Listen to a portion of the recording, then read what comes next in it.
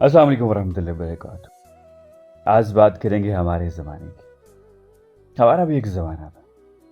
5ویں جماعت تک ہم سلیٹ پر جو بھی لکھتے تھے اسے زبان سے چاٹ کر صاف کرتے۔ یوں کیلشیم کی کمی بھی نہیں ہوتی تھی۔ پاس یا فیل صرف یہی معلوم تھا، کیونکہ فیصد سے ہم لا تعلق تھے۔ ٹیوشن شرمناک بات تھی۔ نالائق بچے استاد کی کارکردگی پر سوالیہ نشان سمجھے جاتے تھے۔ کتابوں میں مور کے پنکھ رکھنے سے ہم ذہین و ہوشیار ہو جائیں گے، یہ ہمارا اعتماد بھروسہ تھا۔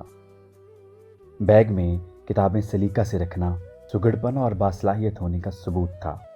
ہر سال نئی جماعت کی کتابوں اور کاپیوں پر کور چڑھانا ایک سالانہ تقریب ہوا کرتی تھی۔ والدین ہماری تعلیم کے تئیں زیادہ فکر مند نہ ہوا کرتے تھے، اور نہ ہی ہماری تعلیم ان پر کوئی بوجھ بنتی تھی۔ سالہ سال ہمارے والدین ہمارے اسکول کی طرف رخ بھی نہیں کیا کرتے تھے، کیونکہ ہم میں ذہانت جو تھی۔ اسکول میں مار کھاتے ہوئے یا مرغا بنے ہوئے ہمارے درمیان کبھی انا بیچ میں آنے کا سوال ہی پیدا نہ ہوا۔ انا کیا ہوتی ہے یہی معلوم نہ تھا۔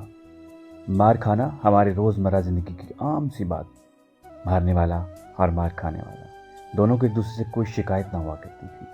ہم اپنے والدین سے کبھی نہ کہہ سکے کہ ہمیں ان سے کتنی محبت ہے۔